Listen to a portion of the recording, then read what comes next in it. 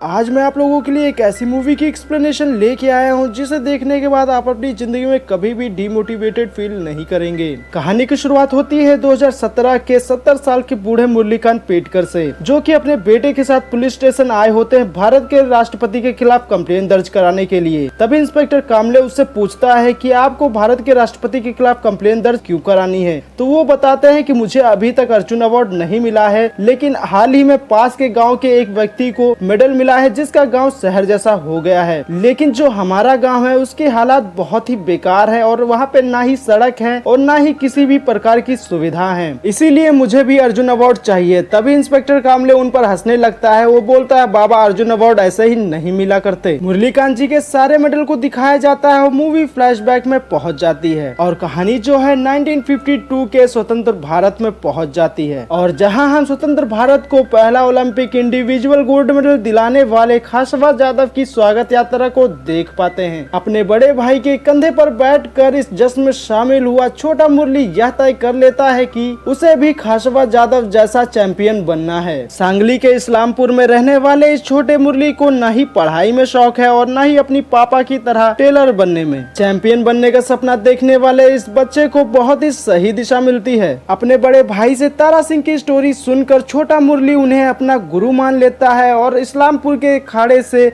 कुश्ती की शुरुआत करता है। लेकिन इस छोटे मुरली को शुरुआत में किसी ने सीरियसली नहीं लिया और उसे चंदू चैंपियन कह के चिढ़ाते थे। तो चंदू ने उसी अखाड़े में अपने कई साल बिता दिए और उसी तरह वो बड़ा होता गया। लेकिन आज भी वो किसी से कहता है मुझे चैंपियन बनना है तो लोग उसे चंदू चैंपियन कह के ही चिढ़ाते हैं। तभी उस्ताद जी अपने सभी चेलों को बुलाते हैं और बताते हैं कि कल की प्रतियोगिता में बगल वाले गाँव के सबसे पावरफुल आदमी का बेटा, जो कि मेरा भांजा भी है, लेकिन उसे हराना नहीं है, उससे हारना है। अगर वो हार गया तो उसका बाप हमारी चटनी बना देगा। तभी उनमें से एक पहलवान बोलता है कि अगर उस्ताद जी हम उससे हार गए तो गांव वाले हमें यहाँ पर रहने भी नहीं देंगे। तभी उस्ताद जी की नजर चंदू पड़ जाती है और वो उसे अपने पास बुलाते हैं और कहते हैं कि कल की प्रतियोगिता में तुझे भाग लेना होगा। ये बात सुनकर चंदू बहुत ही ज्यादा खुश हो जाता है, लेकिन ये बात उसके पिताजी को पता चल जाती है, इसलिए उसके पिताजी उसको बहुत मारते हैं और उसे कहते हैं कि खेल कूद से पैसे नहीं आते हैं, काम करने से आते हैं। और आज तेरा रिजल्ट भी आने वाला है, अगर तू पास हो गया तो तू कुश्ती करने के लिए जा सकता है। तभी वो दोनों लोग स्कूल के लिए निकल जाते हैं, लेकिन वहाँ पे चंदू फेल हो जाता है,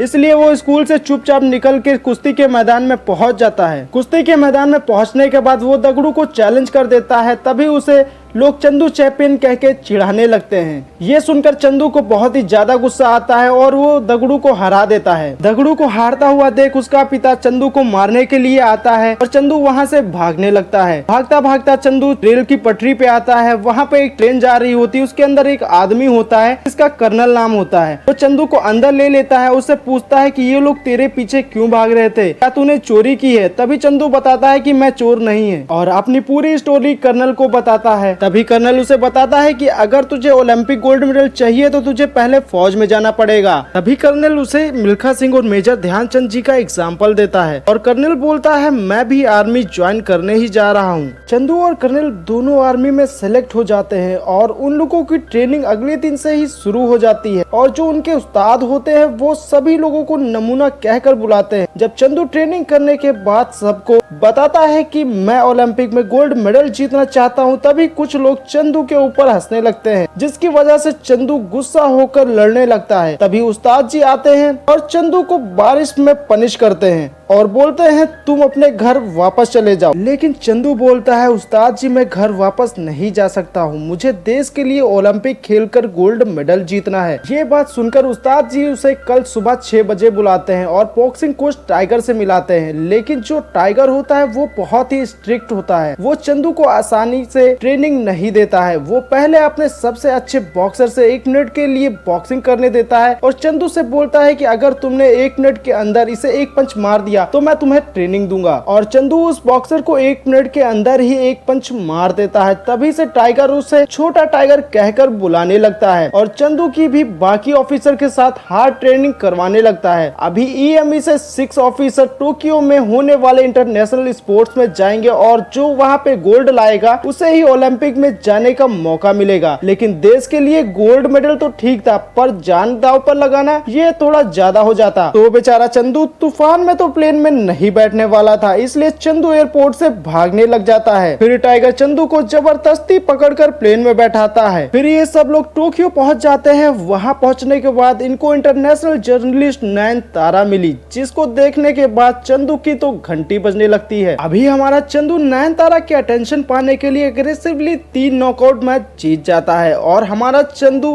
अंडर बॉय बन जाता है। लेकिन जो इसका फाइनल मैच होता है उसमें वो नयनतारा को बार बार देख रहा होता है, जिसकी वजह से वो फाइनल हार जाता है। फाइनल में चंदू को इतनी तेज पड़ती है कि वो 2 दिन तक अपने बेड से उठ ही नहीं पाता है। अब ये सब अपने आर्मी कैंप में वापस आ जाते हैं और चंदू की बाकी ऑफिसर के साथ पोस्टिंग कश्मीर में हो जाती है। यहाँ टाइगर तो चंदू से बात तक नहीं करता है, क्योंकि टाइगर का भी सपना था कि देश के लिए वो गोल्ड मेडल जीते और जो काम वो खुद नहीं कर पाया वो चंदू के थ्रू करना चाहता था। तो टाइगर चंदू को इस गलती के लिए माफ नहीं करता है। वैसे चंदू ओलंपिक में सेलेक्ट हो गया था, क्योंकि चंदू की रैंक एशिया में नंबर 1 पे थी। तभी पाकिस्तान ने अचानक से इंडिया बॉर्डर पर हमला कर दिया था। इस अटैक में टाइगर घायल हो जाता है और उसका सबसे अच्छा दोस्त कर्नल मारा जाता है और चंदू को भी 9 गोलियां लग चुकी है। ये 2 साल तक कोमा में रहता है। फिर 1967 में चंदू को फाइनली होश आ जाता है। पर बैड न्यूज ये होती है कि चंदू अभी पैरालाइज होता है। चंदू को अपनी लोअर बॉडी पर थोड़ा भी कंट्रोल नहीं होता है। डॉक्टर्स ने चंदू की बॉडी से 8 बुलेट्स तो निकाल दी थी, लेकिन जो 1 बुलेट बची होती है वो उसकी रीढ़ की हड्डी में होती है, जिसको निकालने की वजह से चंदू की जान भी जा सकती है। अब चंदू को मुंबई के सबसे अच्छे हॉस्पिटल में शिफ्ट कर दिया गया। यहाँ पर चंदू की लास्ट ब्लड का ऑपरेशन होता है और उसकी फैमिली को भी मिलने के लिए बुलाया जाता है, लेकिन ऑपरेशन सक्सेसफुल नहीं होता है, क्योंकि डॉक्टर्स को डर था कि अगर हमने चंदू की बॉडी से वो लास्ट ब्लड निकाल ली तो चंदू की पूरी बॉडी पैरालाइज हो जाएगी। अब ये बात जानकर चंदू बहुत ही ज्यादा इमोशनल हो जाता है। अब चंदू की माँ तो इसको अपने घर ले जाना चाहती थी, पर जो बड़ा भाई था वो चंदू को बताता है कि अगर तू यहाँ रहेगा तो तू जल्दी ठीक हो सकता है, और चंदू ये बात आसानी से मान लेता है। लेकिन उस दिन के बाद चंदू कभी भी खुश नहीं रहता है। अभी स्टोरी प्रेजेंट में आती है, जहाँ पर इंस्पेक्टर को कोर्ट जाना था, इसलिए वो मुरली की पूरी स्टोरी नहीं सुन पाता है और मुरली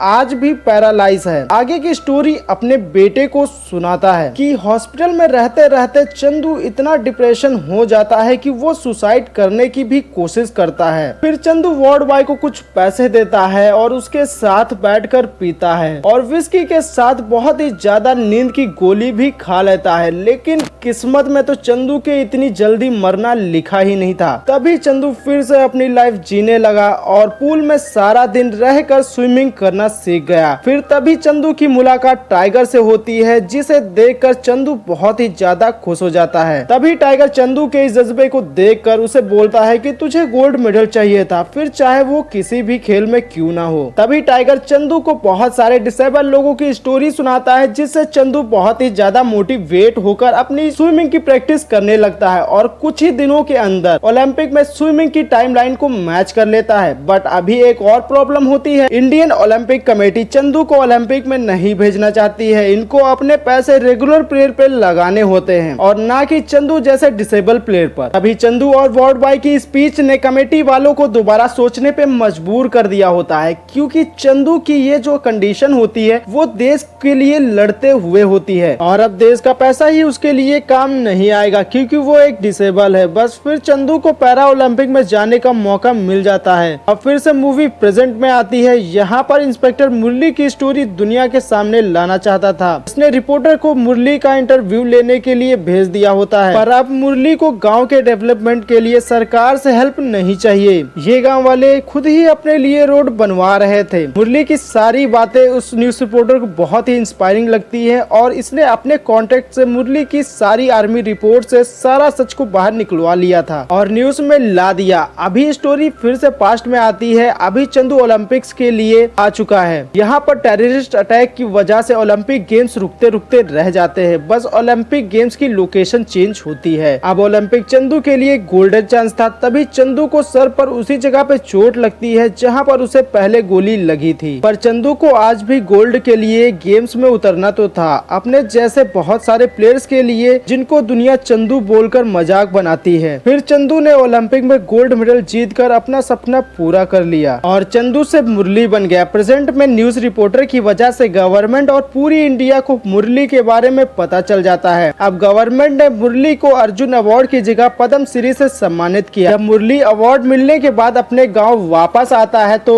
इसका स्वागत भी हजारों लोगों ने किया और यहाँ पर बताया जाता है कि मुरली ने 44 नेशनल और 12 इंटरनेशनल लेवल पर मेडल जीते और यहाँ पर मूवी की हैप्पी एंडिंग हो जाती है।